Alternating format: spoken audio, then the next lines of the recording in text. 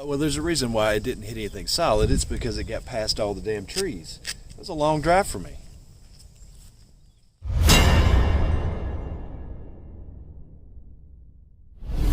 Hey everybody, welcome back to Golf Test Dummy, the channel where I use my game to help your game, hopefully. Today I'm going to show you the second nine of the Gary Edwin Golf Review. Now, Gary Edwin is in Australia. He's been doing this for years. If you watched video number 1, you know that I was having a few little issues here and there with trying to implement the swing and stay disciplined with it. But we went over the setup, which is the reverse K. We went over overness, which is where you try and maintain your spine angle and stay over the ball and don't move your head and your spine throughout the swing, and then just let the club pull you out of that position on the follow through. And we talked about just trying to play within ourselves. I had a few issues where the ball was kind of going right on me, but then I managed to find my driver. My driver came around a little bit, and that last shot I hit coming into the number 9 green, 7-iron was my solid shot. I hit all day. So now we're going to go on to the back 9. We're going to play 9 more holes. Hopefully I've got a little bit better education, and maybe I've learned a few things from the front 9. Let's find out.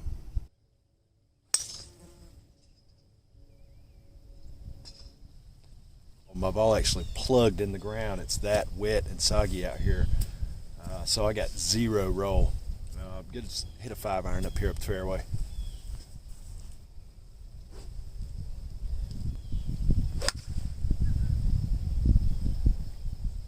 Well, that's hit decent, but the problem, if you remember from the first 9, was that I was losing everything a little bit to the right and weak.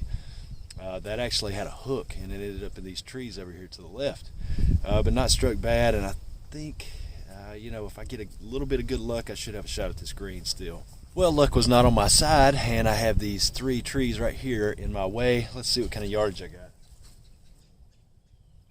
Got about 140. I don't think I can go over.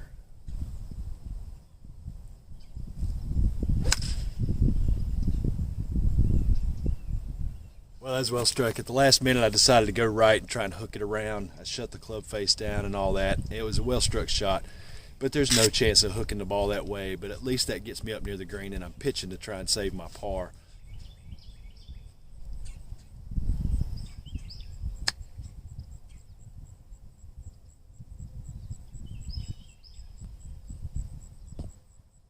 It's time to shed this long sleeve shirt. It's warming up out here a little bit. I need to change outfits anyway to make a better thumbnail. That's better. Okay, time for a real test. I'm going to tee off from the blue tees here because it just gives me a much better setup for the camera, if I'm honest. So it makes the hole a little bit longer, but that's okay. This is not a very long par 4. However, as you can see, it bends around to the right. A fade is not my normal shot. However, I'm going to attempt to hit a fade here. Why not? Just challenge myself and see if I can do it. Just going to sit up a little bit left and just try and feel the fade swing come in. Another thing I've been working on is some concepts that I've been finding lately. I'm trying to get my swing to stay back flatter. It's part of the reason that I like this setup. It's part of the reason that I like the fact that I'm kind of restricting some stuff with the Gary Edwin method. I'll talk more about that later, but for right now, I want to be able to put this video up, and I want to see if I get my early extension, if I come over the top. I want to make sure that I stay back behind it and that my swing kind of flattens out a little bit with the driver.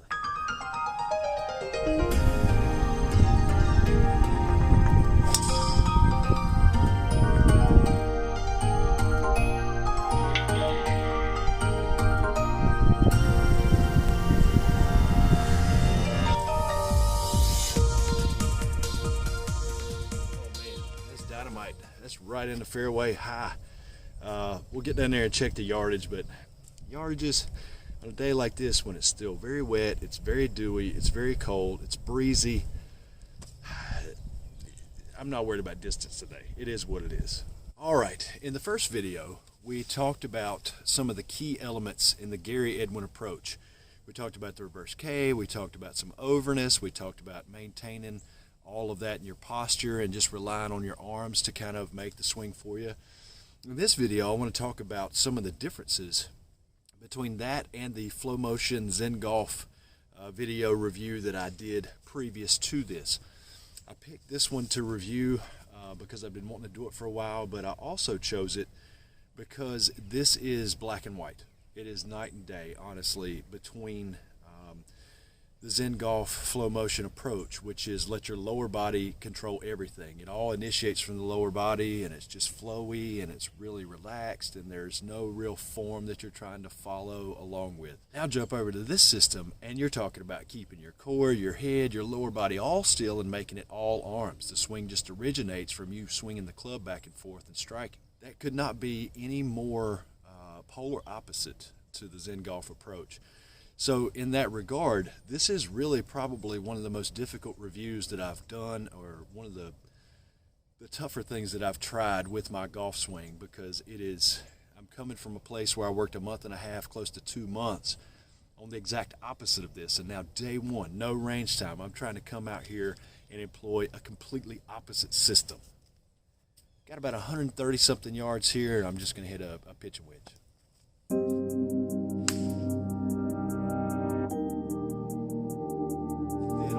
That's on the green, that's just right at the flag. Can't ask for much better than that. There was a weird clicky noise. I'm on some weird lies here too, so damage the bottom of my club, honestly, but hey, I'm putting for birdie.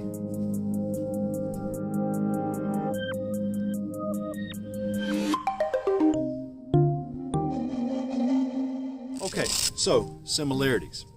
Right away, the first thing that comes to mind is Jim Venetto's in his golf swing. He talks about stillness. He presets a position and address also, and he tries to just make it basically an upper body arm swing.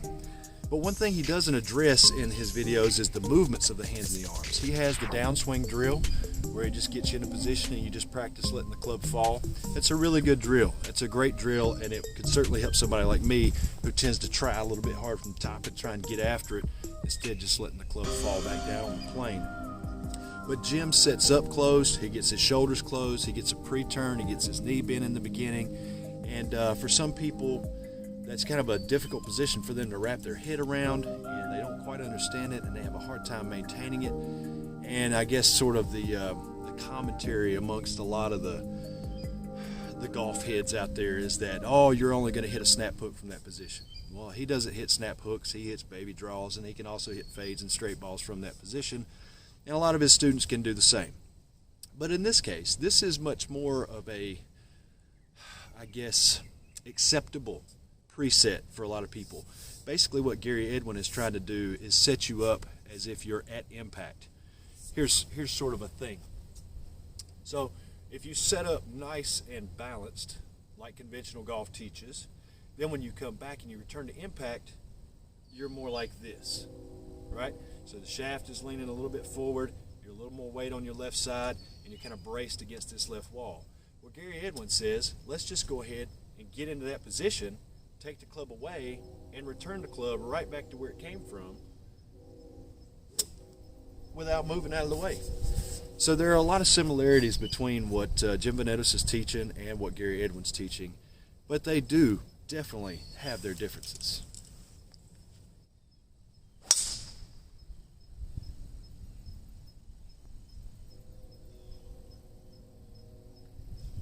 Lift that one down the right side a little bit, but I didn't hear it hit anything solid. Should be a really good drive. Well, there's a reason why it didn't hit anything solid. It's because it got past all the damn trees. It was a long drive for me.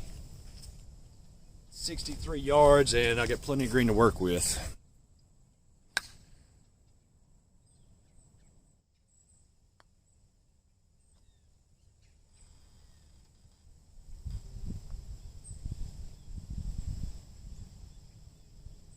225 yards, par 3. I don't have a club in my bag that's really meant for this.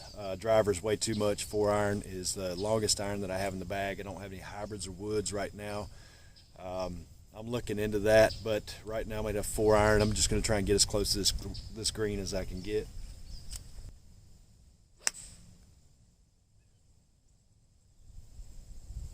I mean, that's 200, 205, something like that.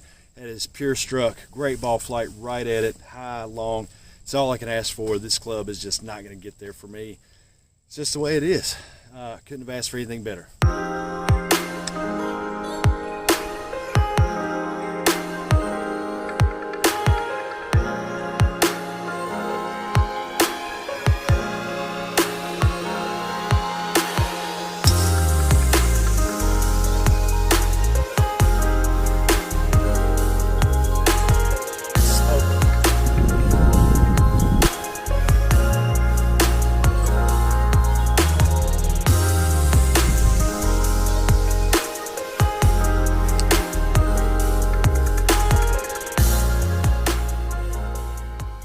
Well, it's well struck, but it's off to the right. Kind of an awkward stance, weird lie, weird feeling over the ball.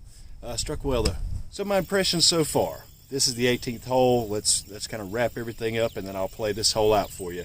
My impressions after my first 2 9-hole rounds, or an 18-hole round, with the Gary Edwin golf method. This has a lot of potential. It has a lot of potential if I can be disciplined about what it is that I'm trying to do in the golf swing. A few key things from this second 9 that really stand out to me are I'm trying way too hard. I'm trying to do too much. That's number 2. I have a real misconception of where power comes from in the golf swing that I need to correct. There is this correlation, an incorrect correlation, in my brain between more effort, more movement, and more distance. That is something I have to get past. That's something a lot of us have to get past. But I think there's a lot of potential, and in the coming weeks, I can't wait to keep working with this, get out on the range some, continue to play golf, and see if I can play within myself and just make a controlled swing and get the power I need without trying to do too much and go over the top.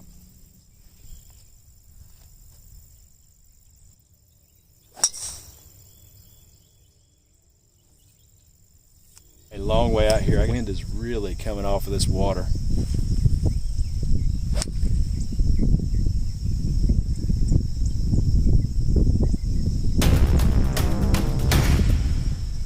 Yeah, I had 220 into the wind and splashed down.